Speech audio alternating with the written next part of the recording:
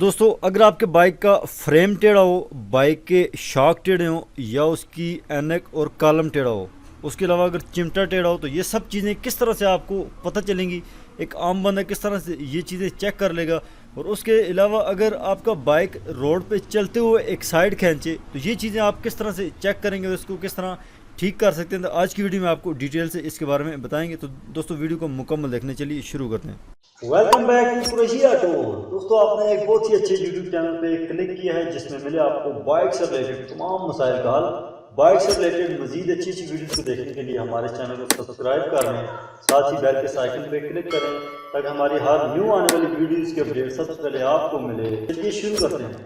अच्छा तो दोस्तों आज हमें एक भाई ने कमेंट किया था, वो पूछते थे कि यार जब बाइक एक साइड जा रही हो तो किस तरह पता चलता है कि इसमें क्या मसला है, या बाइक जब एक्सीडेंटल हो और उसमें फ्रेम टेढ़ा हो, शॉक टेढ़े हो, एनक टेढ़ा हो या उसकी चिमटे में मसला हो, ये टेढ़ा हो, तो वो किस तरह पता चलेगा। आज की वीडियो में हमारे साथ उसामा साथ मौजूद है जिनसे हम डिटेल से इस चीज़ के बारे में डिस्कस करेंगे कि ये जो फॉल्ट हमने बताए हैं इसको किस तरह से पहचान सकते हैं और इसका क्या क्या हाल है। उसामा साथ क्या आप बताना चाहेंगे आज के इस फॉल्ट के बारे में।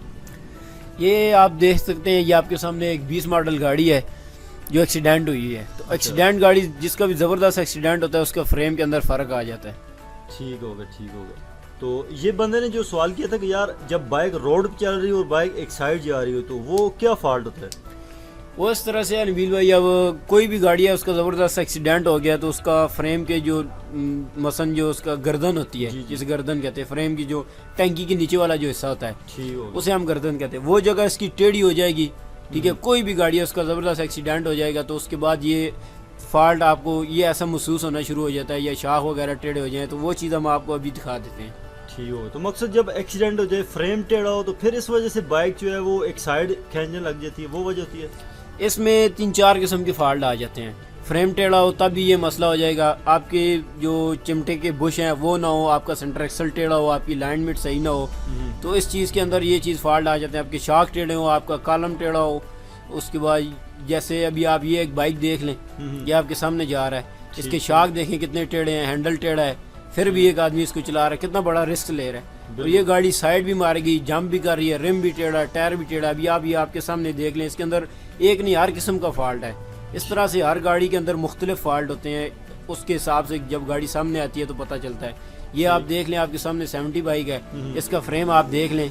आपने पूछा है कि फ्रेम टेढ़ा कैसे पता चलता है, ये आप देख लें आपके सामने है, बिल्कुल टेढ़ा हुआ है, इसकी गर्दन घूमी हुई है। तो ये ज़बरदस्त एक्सीडेंट की वजह से एक साइड जो गाड़ी मारती है, जो दोनों टायरों की लाइनमेंट बराबर नहीं होती, उसकी एक वजह तो ये है, ये सबसे बड़ी वजह और सबसे ज़्यादा ख़तरनाक वजह है। ठीक हो गया। तो इस चीज़ को आप हल किस तरह से करते हैं, और जब इस तरह का फॉल्ट आए, और ये फॉल्ट मकसद आते क्यों है कि लोग इस तरह के एक्सीडेंटल बाइक को हल्का फुल्का रिपेयर करा के चलाने लग जाते हैं, तब ये फॉल्ट आते हैं, जैसा हैंडल टेढ़े हो जाते हैं। और अभी आपके सामने जो हैंडल हम दिखा रहे हैं बिल्कुल नया हैंडल है, तो टेढ़ा हैंडल किस तरह पता चलेगा, और इस तरह के जो फॉल्ट आएंगे उसके बारे में क्या कहेंगे आप। ये जो अभी आप हैंडल दिखा रहे हैं ये बिल्कुल नया है। ठीक है, अगर हैंडल को आप रिपेयर भी करना चाहें कोई मसला नहीं, हो जाता है।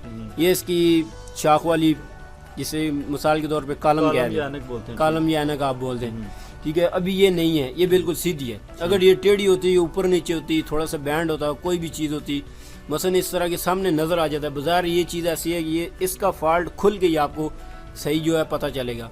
बाकी आर्जी तौर पे जो है वो आप मसलन के एक्सीडेंट गाड़ी को आप महसूस करना चाहें, जैसे कि अभी आपने नई गाड़ी ली, हर चीज़ सीधी है, आर्जी जुगाड़ लगा, उसके आप शाख जंप करें, वो जंप नहीं करेंगे। अगर टेढ़े शाख हुए तो बिल्कुल सख्त शाख होंगे, एक शाख बैंड हुआ होगा, एक सीधा होगा, आर्जी निज़ाम होगा। ये नए शाख हैं, ये बिल्कुल सीधे हैं, इनको जितना मर्जी आप जाम करें ये जाम करेंगे। मकसद कि वो जो टेढ़े शाख हैं या जो एक्सीडेंटल शाख हैं वो फंस जाएंगे, वो मतलब ऊपर नीचे फ्रीली नहीं होंगे, वो फंस के ऊपर नीचे होंगे, वो अपना काम नहीं करेंगे।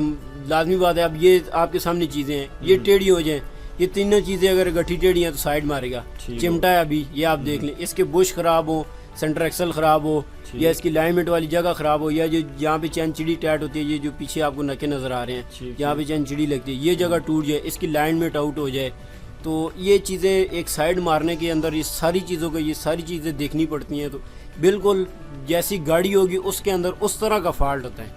ठीक हो गया। और उसके अलावा ये है कि इस चीज़ को अगर जिस तरह ये फ्रेम आपने पहले दिखाई थी, और इसको अगर रिपेयर करवाना चाहेंगे तो ये कौन बंदा रिपेयर करता है, क्योंकि नाजरीन को बताना चाहिए आपको।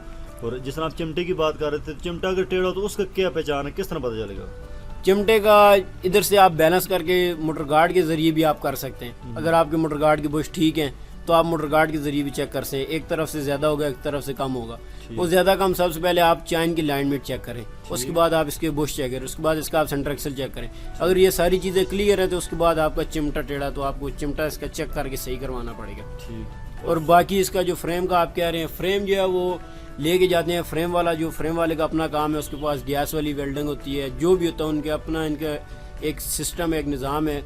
तो उसके पास हम लेके जाते हैं तो वो इस तरह से इसका काम सारा जो सही काम जो है पूरी मुकम्मल गाड़ी खोल के शाख, इसके कॉलम, इसका फ्रेम खोल के जो शाख हैं वो खरादी के पास जाती है, प्लेटें वगैरह पूरा हिस्सा अगला मुकम्मल करके खरादी के पास जाता है। और फ्रेम जो है वो फ्रेम वाले के पास जाता है, चिमटा जो है वो भी फ्रेम वाले के पास जाता है। तो इस तरह से ये सारी गाड़ी फिर अपनी जगह पे मुकम्मल बिल्कुल सेट हो जाती है। और उसके बाद ये फॉल्ट बिल्कुल ख़त्म हो जाएगा कि यार जिस तरह बंदे ने पूछा है कि बाइक का जो बाइक है वो मतलब रोड पे चला रहे हो तो एक साइड का इंजन है, तो वो सारी चीज़ें जब हर चीज़ सही हो जाएगी तो ये मसला बिल्कुल ख़त्म हो जाएगा। लाजमी बात है, गाड़ी के अंदर सारा काम ही ख़त्म हो जाएगा, बिल्कुल एक न्यू किस्म की गाड़ी हो जाएगी।